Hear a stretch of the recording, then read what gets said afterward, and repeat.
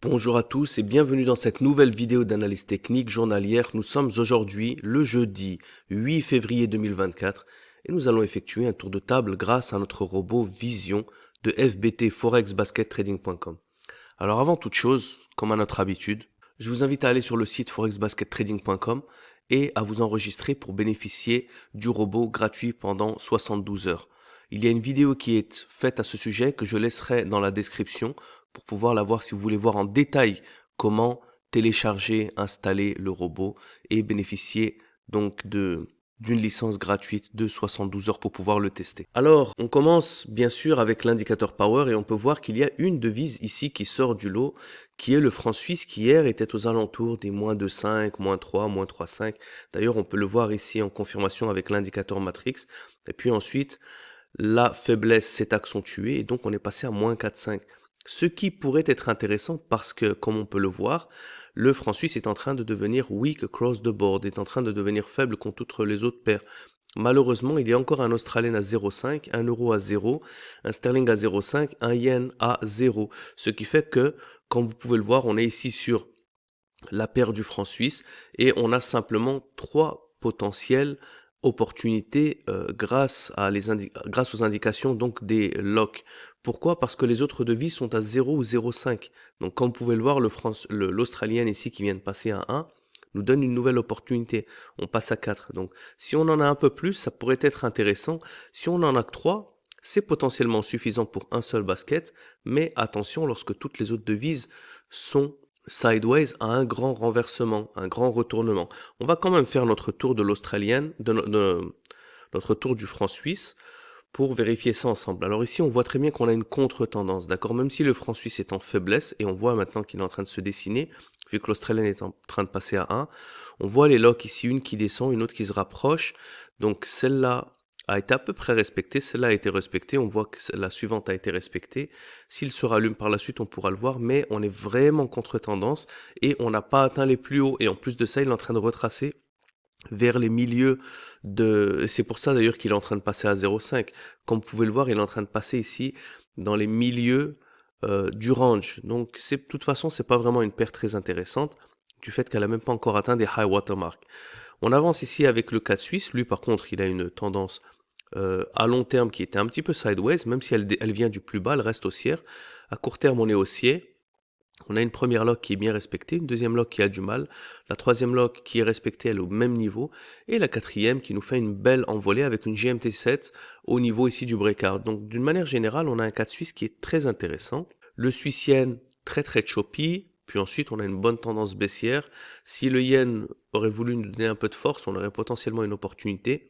Mais on ne le regrette pas parce que regardez ce retracement qui fait que les prix sont maintenant au milieu du range. Donc de toute manière, il va falloir patienter. On avance avec l'euro suisse. Voilà un euro suisse ici qui est vraiment dans cette grande coupole ici ascendante. Un grand renversement ici à long terme. On était dans une tendance baissière, on passe dans une tendance haussière. Attention, tout simplement parce qu'il est dans les plus hauts. Donc il n'a pas réussi à faire un breakout à long terme. C'est pour cette raison qu'on va laisser de côté. On avance avec notre sterling suisse, il est à 0,5. Voilà, regardez, les résistances ne sont pas tellement intéressantes, elles sont ici un peu alignées, c'est très choppy. On a une bonne envolée ici dans la dernière partie de ces tendances baissières, mais à long terme, on est vraiment contre-tendance. Donc moi, le franc suisse, d'une manière générale, je le vois comme un tout petit peu trop tôt, parce que on voit qu'il était dans une tendance baissière, et puis maintenant, il est dans une tendance haussière, donc le franc suisse était plutôt en force, et puis maintenant, il se raffaiblit d'un coup, donc il faudrait mieux attendre pour que cette tendance-là devienne la long terme et que des nouvelles tendances court terme haussières se confirment. Et dans ce cas, on aurait vraiment de bonnes opportunités. Regardez, là, on a encore un petit peu baissier d'une manière générale. Les résistances ont un peu du mal ici. On a une lock qui est à peu près respectée. Ici, cette première. Voilà. On a une lock ici qui est bien respectée également. Une GMT7 qui est assez haute. Mais d'une manière générale, ok, on n'est pas si mal, mais on n'est pas sur quelque chose vraiment de très intéressant. On peut le voir ici, regardez, on est un petit peu en contre-tendance. Très grande lock qui est respectée. Une lock ici qui est respectée également. La lock ici, elle a du mal, ça retrace un peu. Et la dernière est plus basse que la troisième. Même si elle est respectée, ça nous montre un peu d'incertitude. Et une GMT7 au niveau de la résistance.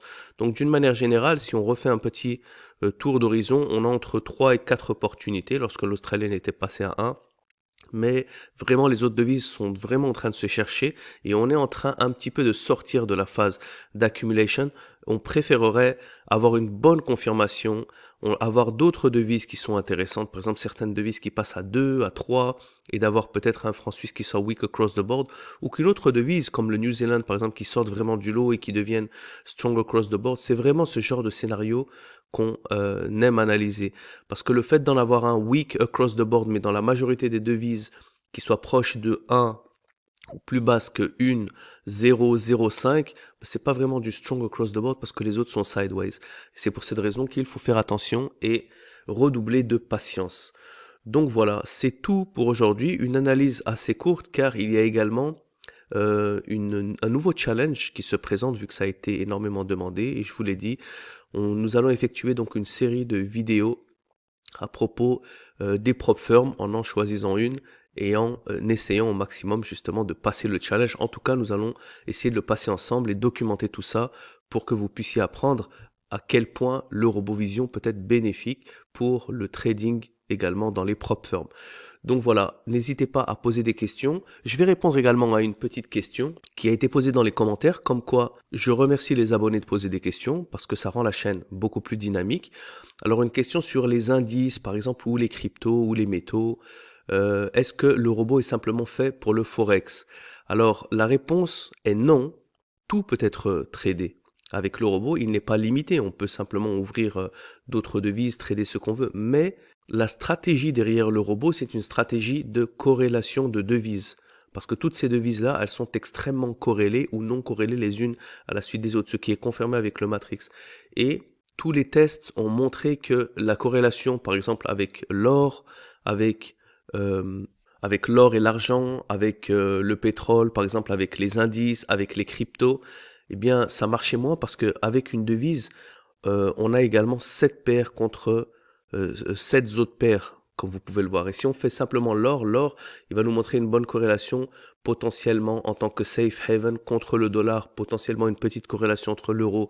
Donc on ne peut pas vraiment avoir un indicateur ici power où on va avoir l'or contre 5, 6, 7 autres devises. Les cryptos, c'est la même chose. J'ai également tradé les cryptos pendant un long moment et essayer de chercher un maximum de corrélation pour pouvoir voir comment les entrer dans un basket et c'est très très difficile. La volatilité, elle est également très dépendante sur certaines news fondamentales qui créent vraiment une volatilité incontrôlée et c'est pour cette raison que nous tradons les devises non pas par plaisir ou par choix, mais vraiment par stratégie, parce que ce sont ces devises-là qui donnent les meilleurs résultats à long terme, en nous montrant quand il faut trader et quand il ne faut pas trader, et qui ne sont pas tellement influencés par des fondamentales ou certaines manipulations de marché qui pourraient avoir un cours baissé de 10-20%, comme il est le cas par exemple des cryptos. Donc voilà, j'espère avoir répondu également à cette question, et je vous le rappelle, testez le robot sur forexbaskettrading.com.